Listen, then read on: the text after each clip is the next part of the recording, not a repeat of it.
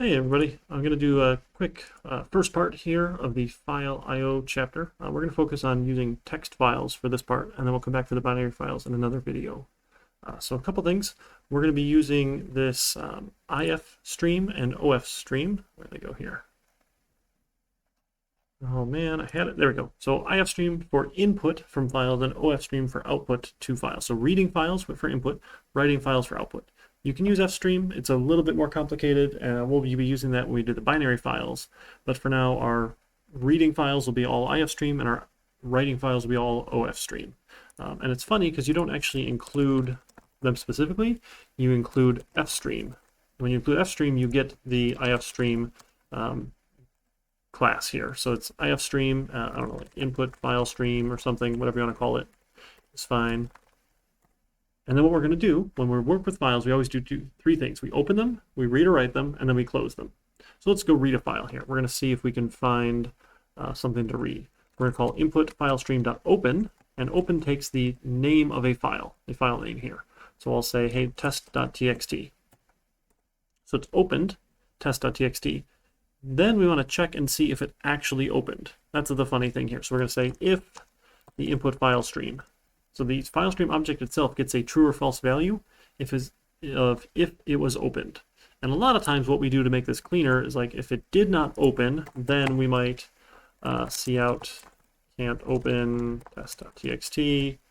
And you might even return a non-zero code here. Remember, zero is the idea that, yes, it's all good, no problems. Anything other than zero means that something bad happened. So like returning 1 in this case means something bad happened. And if we return, there's nothing else. So we can just kind of keep going after that quick little if check. So great, so we opened it. If it didn't open, we just essentially crash, but maybe it's a little cleaner here than crashing. Now we want to read it. Now this input file stream has some cool information on it. And one of the things it has is this EOF. So EOF is end of file. So if EOF returns true, we've reached the end. So what we want to do is we're going to loop as long as we've not reached the end of the file. Let's go do something with it. In our case, we're just going to read one string at a time. So I'll make a string for line. And then what we can do is we can use getLine on this input file stream. So instead of using cin, we're going to input off of the input file stream. We want to save it to line. And here we got to include string for that to work. Great. We can get the line. And then maybe, in this case, we're not going to do anything fancy. We'll just output the line. And remember, getLine ignores the new line character. So it reads the entire line up to the new line. So if you want new lines, we have to put them back in with our endls here. Otherwise, you're just getting one line at a time. And then when we're done, you always want to make sure you close the file. So my input file stream.close. It's always good habit. When you're done using it, close it. So open it, read, write, and close it. So let's give it a shot. Our test.txt. And we should get first line, second line. Oh, I forgot to show you how I did this. So I went over to chapter 13, my project, and I said open folder in File Explorer, and I put a little test.txt file here. And you'll notice it's in the directory of the project. Now what's funny about that is we're just giving it a relative path right now. So it's looking for a text file based on where the program is running from, and it's running from this directory. So it's going to find it here. If I put it in a different location, it's not going to find it. Or if I come in here and I go into my debug directory and I go find, where's my, up a directory here, into this debug directory, and I try and run this exe. Oh, that's right, it crashes right away. Let's open this path here. Let's try this. So we'll cd to that path. Let's see if that'll work. Come on. Come on, all this to run the file and make it not work. So it's not very exciting. But, it's a good example. Come on.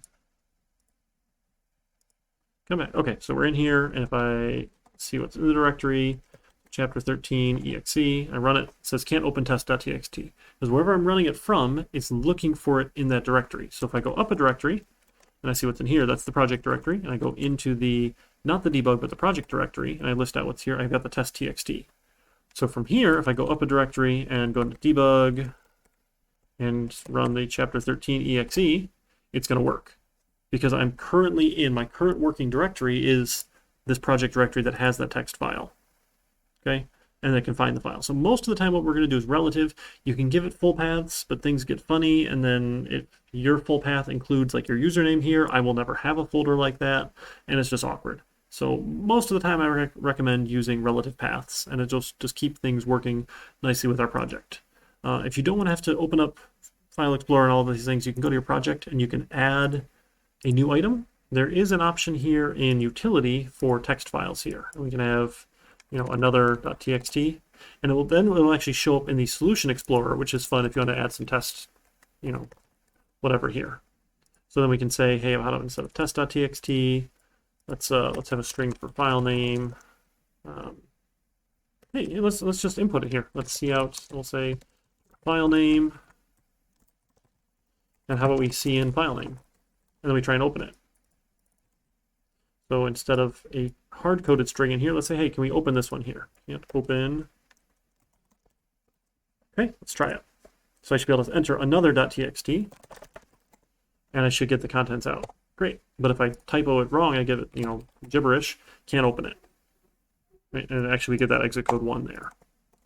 That's for reading a file, reading text files. Again, if you have numbers in your file, we can do the conversion, right? Our string to integer, string to doubles, whatever conversion we want to do, but it's just plain text files, which is fun.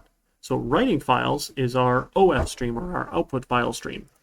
So we've got options with output file stream. So OF stream, output file stream. And with the OF stream, again, once we're importing F stream, we get it included. We can write with this now. So we're going to call my output file stream. We're going to call open. And we open, and how about we say, I don't know, let's call this one writable.txt. Writable, sure. That's probably not proper. Now, these extensions are optional, but what it does is it tells your operating system what kind of file it is, so that I can click on it, and I can say, hey, double click, and it will open it with Notepad, or whatever I'm going to use here. I'm going to open it, and then I'm going to use my output file stream, and I can just write stuff to it here. Just use that insertion operator. So, here's some text, and add an end line, and then let's close it. Output file stream.close. Okay, and let's see what that does for us here. Oops, I needed to give it a real file name. Sorry, test.txt. We don't want it to crash. We want to get to that part where we write a file. And then when I come take a peek at my directory, I should see writable, whatever, I can't spell. And here's some text. And you see it is down a line, so there is a second line here. I don't know how you can see that because we went down a line with that endl, which is really cool. There's some fun stuff you can do with string formatting for output files and whatnot. Here, let's for fun, we'll say cout. There's something to write to the file. And how about we see in some, I don't know, we'll have a string for content, or to write maybe, to write. We'll see in to write. And then maybe we actually write that with an end line. Let's give that a shot. See if we can just write something. Test.txt. All right, so something, ASDF. Great. And now we take a peek. Oh, it's a video recording, so you didn't want that. You didn't want the syllabus either. You wanted this one. Here we go. Readable. Notice the other stuff that was here is gone. So when we open by default with OF stream, we are overwriting the contents. There are some other ways you can open it for appending, where you can just add to the end of the file if you want. And we'll look at more of that again when we do binary files. But for now, output OF stream is just going to overwrite. So do be careful, especially if you're letting the user enter a value for a file name, that they might enter something unhappy. Okay, there's actually not too much to it for reading and writing files here. We use IF stream for input streams, OF streams for output streams. So reading is input, writing is output. And again, we will open it, we will read or write it, and then we will close it. And that's basically it for the plain text files. We'll get to much more advanced stuff when we start talking about binary files in a little bit in the next video. All right, if you have questions, best place to ask is in the Discord, so that way everyone else gets to see your question just like we're reading in person. I'd love to answer questions there and see how things are going, so let me know. Thanks.